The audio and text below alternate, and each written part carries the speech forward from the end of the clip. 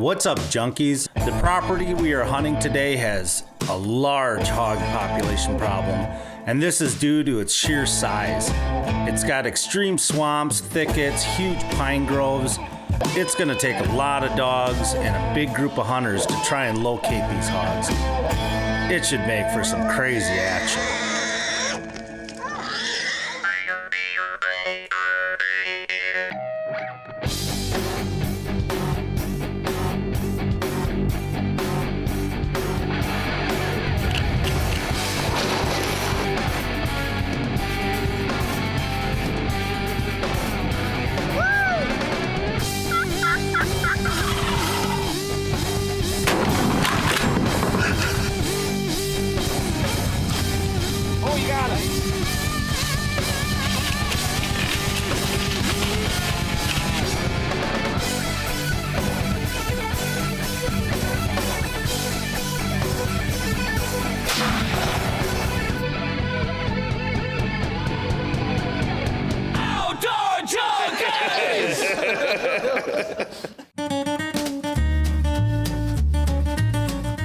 What's up, junkies? Jeremy and I are down in Saline, Louisiana, hunting hogs with Randy Dingler of Mill Creek Kennels and Guide Services. It's day 2 and we are switching locations. Today we will be hunting with Randy's friend Blue Young and another group of hunters, as well as a group of little ones that will be joining us on the hunt and to learn. This right here, this is how it comes. Look here. Hey, church clothes. They probably didn't tell you this yesterday, but when it comes to catching hogs, professional right here. Y'all just watch how to catch one. What are you doing, old mud hole? We told him to stop when we were in a mud hole, and he slugged it all over us. But whenever he stepped out of his Ranger, I just chunked it at him. I chunked mud all over him, so he calls me mud hole now. Feral hogs are present in all 64 parishes in Louisiana. They are omnivores and can adapt to nearly any environment.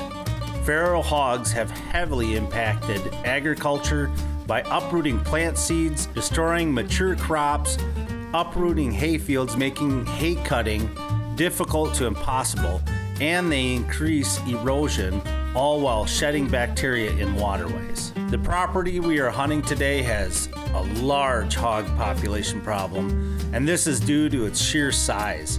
It's got extreme swamps, thickets, huge pine groves. It's gonna take a lot of dogs and a big group of hunters to try and locate these hogs. It should make for some crazy action. Let's crank up more, you know.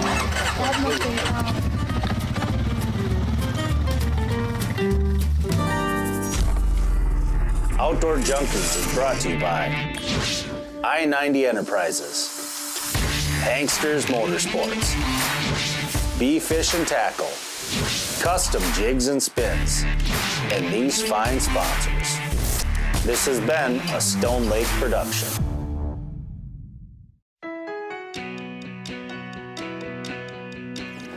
So day 2, we went over to Randy's buddies, Blues. We had a few more guys with us that day, a couple newbies also, just like Brian and I were. And we let the dogs loose. Bam, right away, bayed. And you want to see the thickest place you've ever been in? This was it.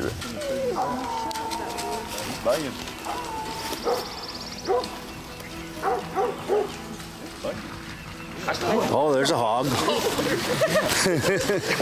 As we made our way through the property on the ATVs, we eventually found ourselves in front of one of the worst thickets on the property, and of course, the dogs start baying. Got cowboy boots on. I'm moving up the hill with the camera, getting in there. Probably the thickest thicket I've ever seen in my life.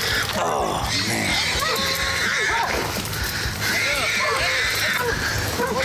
I can't even get in there.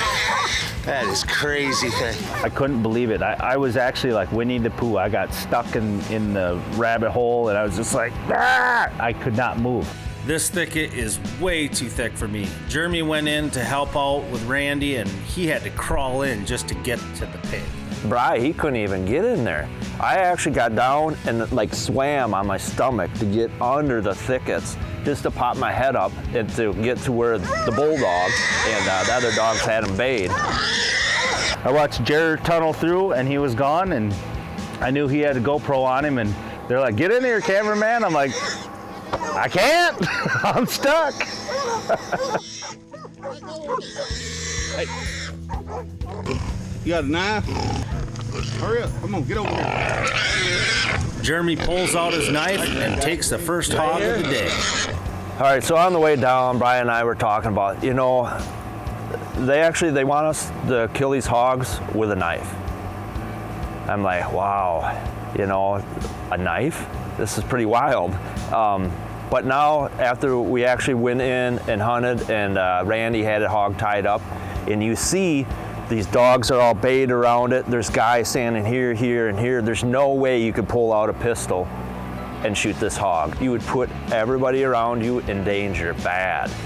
Dogs, you could, you know, by the time you shoot it or whatever, a dog might jump in on it. I mean, you got to keep backing them off. There's no way you could use a gun or anything. The only way you would have a gun hog hunting is if one was charging you and you're endangered that way. Otherwise, we actually didn't even have any guns on us. I took my knife out, and I'm telling you right now, that hog expired in seconds. It was more of a humane way to do this than I thought it was going to be. It worked out well. So after that first one, I'm like, this is the way to do it. Listen, baying again. Baying again. As they're trying to pull the hog out, they could hear that Roscoe has another pig wrapped up on the other side of this thicket. See what I mean? It's tuck and roll, tuck and roll. Tuck and roll.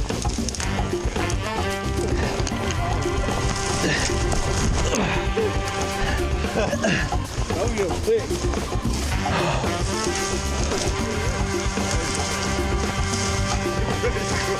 I had to crawl on my hands and knees. So now it's a mad dash to get to the ATVs just to get around this thicket. It's like it's a large island out in the middle of a beaver pond that we're sitting on. It's just the craziest terrain you can imagine. Yeah, because this is only two-wheel drive, isn't it? Right, Bob? Hit it, doing it. Hit her, CC!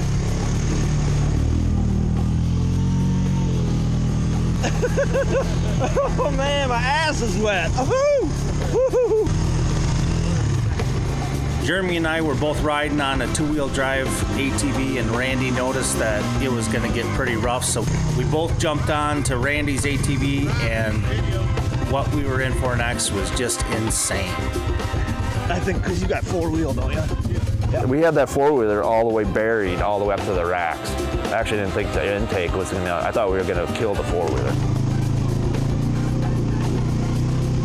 And we're going up and over the beaver pond. I thought we were going to kill it, man. And we hit that water and just went, bleh, bleh, bleh. We're done.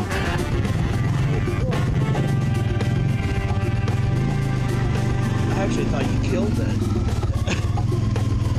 I figured we're pulling that thing out with a winch, and that's the end of the day. It was deep.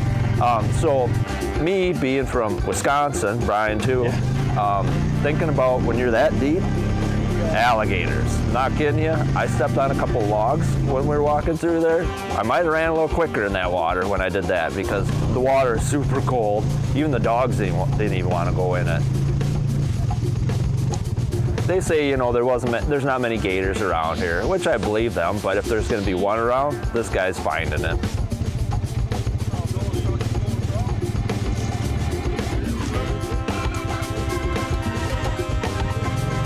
It's some of the craziest off-roading I've done in years.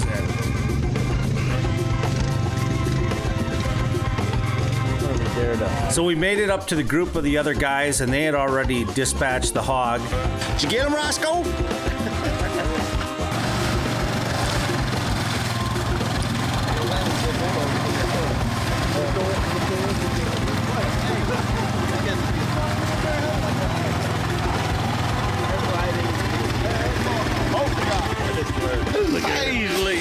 Hey, did you go down? Yeah. Hey, the first time I went. Day 2, Junkies. What does he do? Puts us right in the swamp. 2 down already. 2 hog kills in the first half hour, man. We're down here in Louisiana with Randy again. It is badass down here. Roscoe again, the pit bull. He burned right in there, grabs that hog, holds him down. It is so cool. So it took us a while to get to this one. He was out on an island out there through all this. It's about, I don't know, knee deep through this whole place. It is awesome. So let's stay tuned. We're going to get hog number 3. So in the first half hour of the hunt, we had 2 hogs down. Day 2 is turning out to be another great day. This segment is brought to you by Hangsters Motorsports. Hangsters Motorsports is now the fastest growing Yamaha dealer in the state of Wisconsin. For more information, go to hangstersmotorsports.com. It's estimated that Louisiana's population is around 700,000 hogs. One sow can have up to 2 litters per year, averaging 6 piglets per litter. It only takes 114 days for a feral hog sow to have a litter. Hog control methods now currently used in Louisiana include recreational hunting and trapping by private landowners, daylight and nighttime shooting, and aerial gunning via helicopter. 75% of the population must be harvested to maintain a static population. Without these methods and the help of hunters, the population of hogs would be overwhelming to the state of Louisiana. So look at this. Look at how the hogs, this is why we're here to kill these hogs. Look at this. It's almost like someone dissed it, or, kind of dissed it. This is hogs did all this mess. Man, are these hogs, they're just tearing stuff up. But you can see at Blues today, the damage that they're causing. Ryan and I, we took pictures of fields of rutted up. It almost looks like a farmer come through and plowed it, and the damage they're causing. Let's go get another one. This is crazy. We searched and searched. After a while. We went and looked at a lot of hog damage in the fields and got an idea of what these things can just do to an alfalfa field. They destroyed. It looks like someone went through with a chisel plow and left it. I mean, it was bad. And it was everywhere. It was as far as you could see, all the way up and along those fields. It was just destroyed. So it felt good to know that we were trying to help these guys out. I mean, one pig isn't gonna cure the problem, but it's gonna help.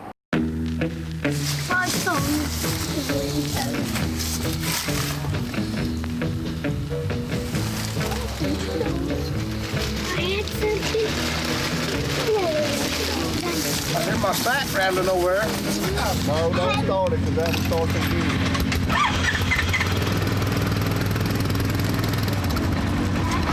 Cleaned you out. Huh? They ain't ever been the groceries I got in here. If I'd have brought a ham, they'd ate the ham. That was good. Caught 1 and 2 right away.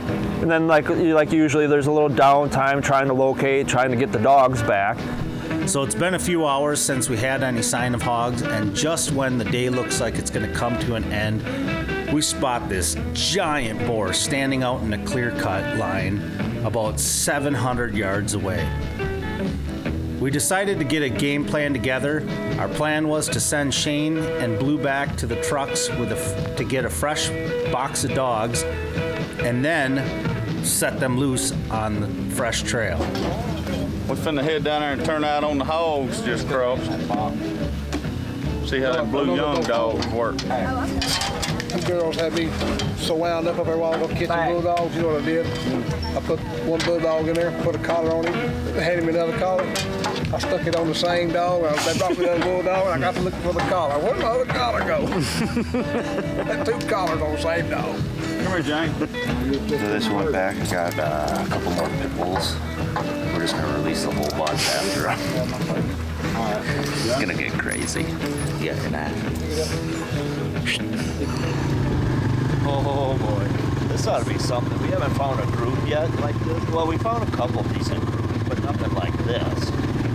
We're fixing to get on a ton of hogs here. In a couple of minutes, it's gonna get real.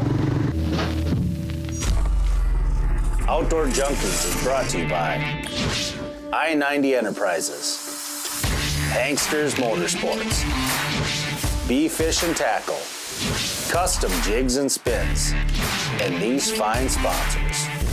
This has been a Stone Lake production. I-90 Enterprises is your benchmark for excellence in trailer sales and service. Located off Interstate I-90 just outside of Edgerton, Wisconsin, I-90 Enterprises is known for the best in customer service. With a huge inventory of trailers, trailer parts and accessories, and a well-trained staff that specializes in your trailer needs. Stop in and check out our showroom today. We have trailers, trailer parts, and trailer services. I-90 Enterprises, your benchmark for excellence. For the finest walleye fishing, tackle, and more, check out Bee Fish and Tackle's line of jigs, blade baits, and Authentix plastics. Log on to beefishandtackle.com or call 1-800-831-5535 for a free catalog. Hangsters Motorsports is your destination for the largest selection of ATVs, UTVs, snowmobiles, and motorcycles in southern Wisconsin. Conveniently located on Highway 51 between Janesville and Beloit, Hangsters Motorsports services all makes and models of anything power sports. Thanks to all of our customers, Hangsters Motorsports is now the fastest growing Yamaha dealer in the state of Wisconsin. To see all of our current specials and inventory, go to hangstersmotorsports.com.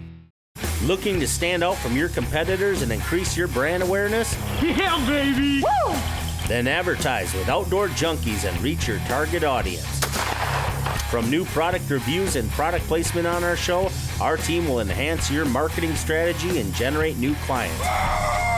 Oh, yeah! Contact us today at 262-607-6399 or check out our website at outdoorjunkies.tv and get your fix. This segment is brought to you by I-90 Enterprises, your benchmark for excellence.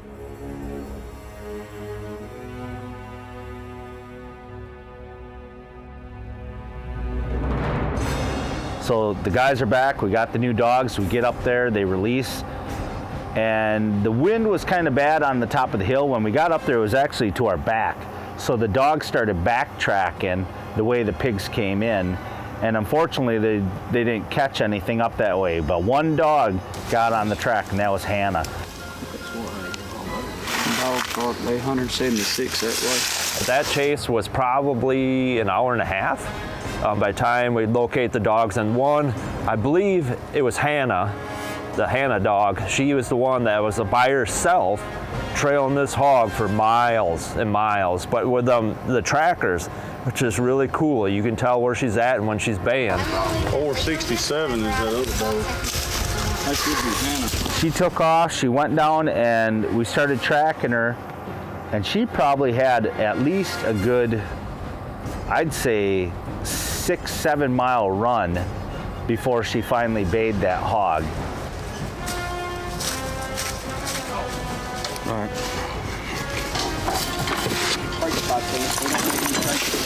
Put him in that box. Put him in the box. You girls get him in there?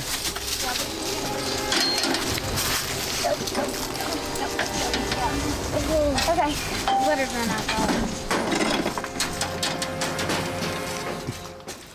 So when we got up to Hannah Girl, I'm telling you, you want to hear grunting. I call it grunting from so many pigs.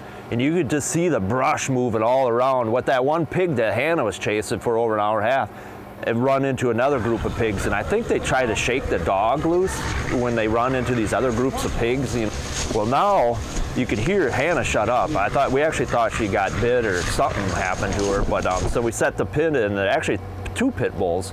One caught one right away, and the other one got caught in the brush. Imagine that. I mean, it's that thick of brush. Watch out. Get in there, get in there, get in there.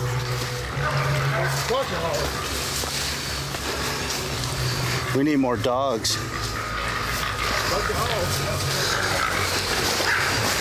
And when we got up there, we heard a little barking, so we got off the wheelers and started going in, and then it got quiet. And we were walking in, and then the whole woods started just shaking right in front of us. You couldn't see them, but you could feel it. It felt like when a turkey drums 5 feet away, but it was probably I'd say at least 10, 15 big pigs were in there, and they didn't sound like little ones. It sounded like a group of big ones, and I wasn't in a rush to run in there, I can tell you that. Very, very dangerous. You really have to pay attention to what's going on. Mainly watch out for their mouth. They're quick. They can get through the brush. That's their nuzzle and stuff that can beat the dogs because they just burrow right through it. Where the dogs, you can see a lot of pictures that their faces get cut up going through that brush. It doesn't even faze these hogs. That's how they can get around, lose these dogs. It's very, very tough hunting here. You think, yeah, just put some feed out, we'll just shoot them. Not in Louisiana. It's hard.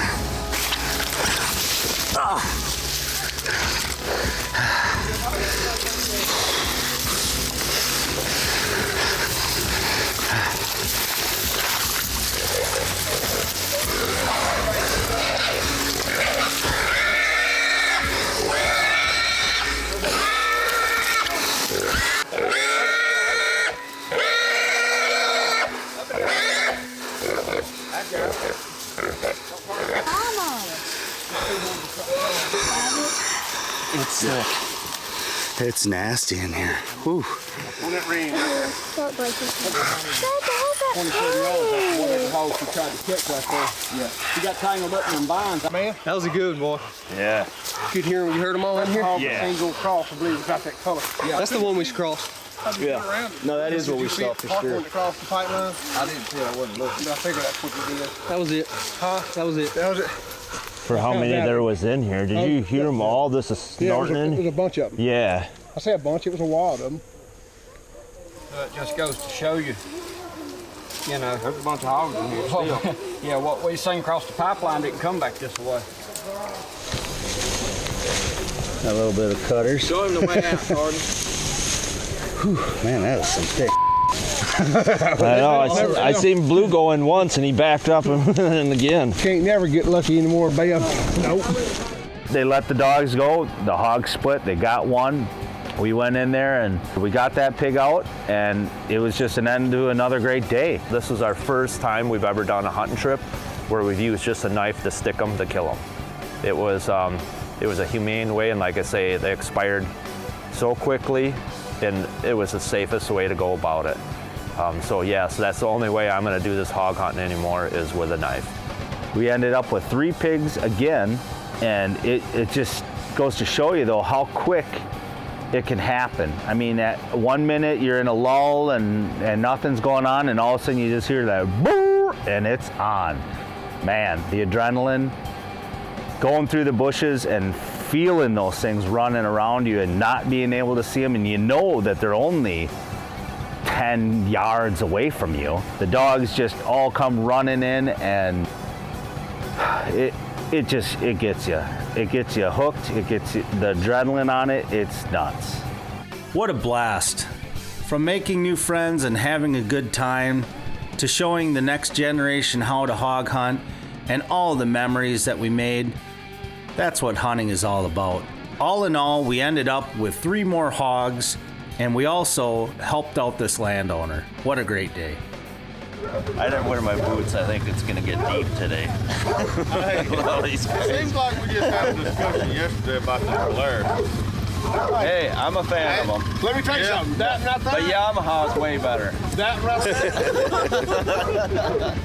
you want to know how many miles that right there's got on it? That's got over 13,000 miles on it. Hey, same motor? Same motor. Hey. Wow, you drive a lot. On that yesterday.